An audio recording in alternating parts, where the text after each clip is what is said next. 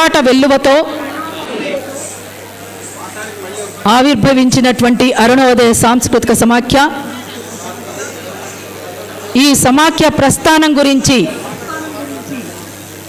ఇవాళ కొత్తగా చెప్పుకునేదేమీ లేదు. కానీ ఈ 50 ఏళ్ల ప్రస్థానంలో అసలు ఎందుకు ఇది ఆవిర్భవించింది, ఆవిర్భవించిన నాటి నుండి ఈనాటి వరకు ఈ ప్రస్థానాన్ని ఎట్లా తీసుకొచ్చింది, ఇందులో ఉన్నటువంటి ఒడిదుడుకులు ఏమిటి, ఏ ఏ సమస్యల మీద ఇది పోరాటాన్ని ఎక్కుపెట్టింది, దానిపైన ఎట్లా నిర్బంధాన్ని కొనసాగించింది, ఎంతమంది అమరత్వం పొందింది, ఆ అమరుల యొక్క ఆశయ సాధన కోసం వాళ్ళ స్ఫూర్తితో ముందుకు సాగుతూ వాళ్ళు మిగిల్చినటువంటి ఆశయాన్ని లక్ష్యాన్ని చేరుకోవడానికి ఎట్లా కదులుతుంది అని తెలియజేస్తూ ఇవాళ ఈ 50 ఏళ్ల సభలను, ఈ మహాసభలను ఇక్కడ హైదరాబాదులో జరుపుకుంటోంది.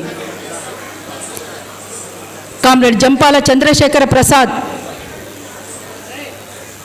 కామ్రేడ్ జార్జి రెడ్డి అందించినటువంటి జెండానెత్తుకొని కామ్రేడ్ జంపాల చంద్రశేఖర ప్రసాద్ ముందుకు సాగుతున్నటువంటి తరుణంలో ఉస్మానియా యూనివర్సిటీలో పురుడు పోసుకున్నది కామ్రేడ్ జంపాల చంద్రశేఖర ప్రసాద్ ఆలోచనతో ప్రారంభమైంది అరుణోదయ సాంస్కృతిక సమాఖ్య. ఆనాడు కొంతమందిని కూడదీసి ఇందులో పాడేవాళ్ళెవరు, ఇందులో ఆడేవాళ్ళెవరు, అట్లా ఒక టీమ్గా కామ్రేడ్ జంపాల చంద్రశేఖర్ ప్రసాద్, కామ్రేడ్ రామసత్తయ్యను, కామ్రేడ్ గూడ అంజన్నను, అట్లనే కామ్రేడ్ చలపతన్నను, కామ్రేడ్ లలితక్కను, కామ్రేడ్ యలవర్తి రాజేంద్ర ప్రసాద్ అన్నను, వీళ్ళందరితో కూడుకొని ఒక టీమ్గా సమావేశమై అట్లా అరుణోదయ సాంస్కృతిక సమాఖ్యను మొదలుపెట్టినటువంటిది కామ్రేడ్ జంపాల చంద్రశేఖర్ ప్రసాద్. అట్లా ప్రారంభమై ఆ తర్వాత ఎమర్జెన్సీ చీకటి రోజులను, ఆ నిర్బంధాన్ని సైతం తట్టుకొని ఆ ఎమర్జెన్సీలోనే కామ్రేడ్ జంపాల చంద్రశేఖర ప్రసాద్ను, కామ్రేడ్ జంపాల చంద్రశేఖర ప్రసాద్కు గురువుగా ఉన్నటువంటి కామ్రేడ్ నీలం రామచంద్రయ్యను ఎమర్జెన్సీలో ఖమ్మం జిల్లాలో ఇల్లందోడవిల్లో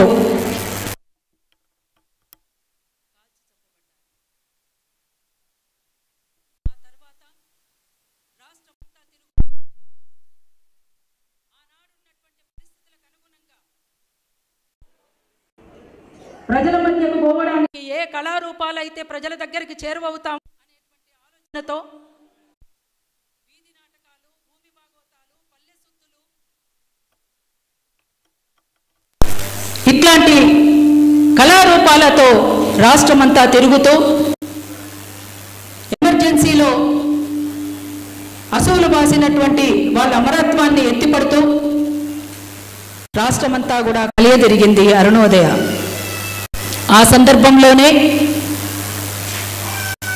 అంతకంటే ముందుగా పాటలు పాడుతున్నటువంటి మాతరం, అప్పటి నుంచి మేము కూడా వాళ్ళ టీంతో రాష్ట్రమంతా తిరుగుతూ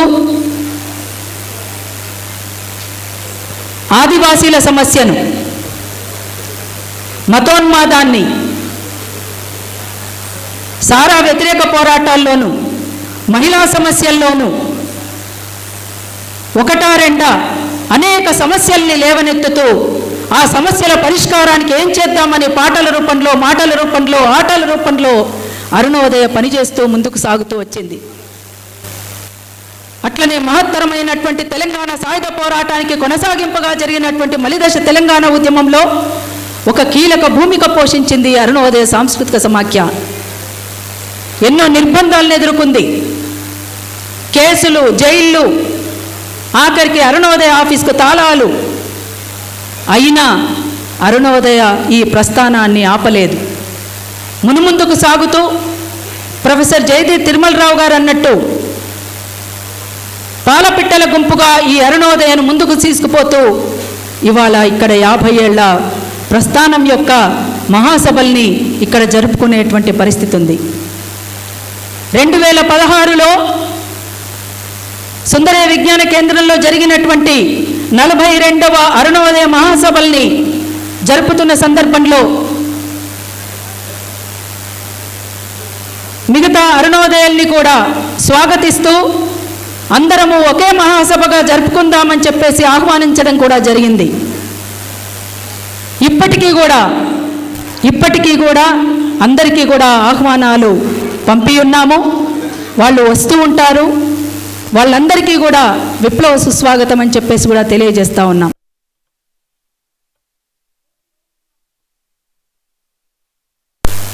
ఒక నక్సల్బరీ ప్రేరణతో సాగినటువంటి ఈ పోరాటం, ఒక శ్రీకాకుళోద్యమ ప్రేరణతో సాగినటువంటి ఈ పోరాటం, అందుకోసం తరలి వచ్చినటువంటి మీ అందరికీ కూడా పేరు పేరున అరుణోదయ సాంస్కృతిక సమాఖ్య 2 రాష్ట్రాల కమిటీల తరఫున విప్లవ సుస్వాగతం, మీ అందరికీ విప్లవ జయజయలు కూడా తెలియజేస్తూ ఉన్నాం. 2 రోజుల మహాసభలు జరుపుకొని ఇవాళ దేశంలో ప్రపంచంలో జరుగుతున్నటువంటి పరిణామాల్ని దృష్టిలో తీసుకొని తగు కర్తవ్యాల్ని రూపొందించుకొని ఈ పోరాటాన్ని మరింత ముందుకు తీసుకుపోవడానికి కంకణబద్ధులం అవుదామని చెప్పేసి తెలియజేయడానికే ఇవాళ ఇక్కడ 50 వసంతాల మహాసభల్ని జరుపుకుంటున్నది. అందుకోసం కామ్రేడ్స్, ఇవాళ ఇక్కడ ఢిల్లీ నుంచి ప్రొఫెసర్ అలోషియస్ గారు వచ్చారు. ఈ ఆహ్వాన సంఘానికి ప్రొఫెసర్ జయధీర్ తిరుమలరావు గారు ఉన్నారు. అట్లనే ఈ ప్రారంభోపన్యాసకులుగా కె శ్రీనివాస్ గారు వచ్చారు. వాళ్ళందరి ఉపన్యాసాలు మనమంతా కూడా వినాలి.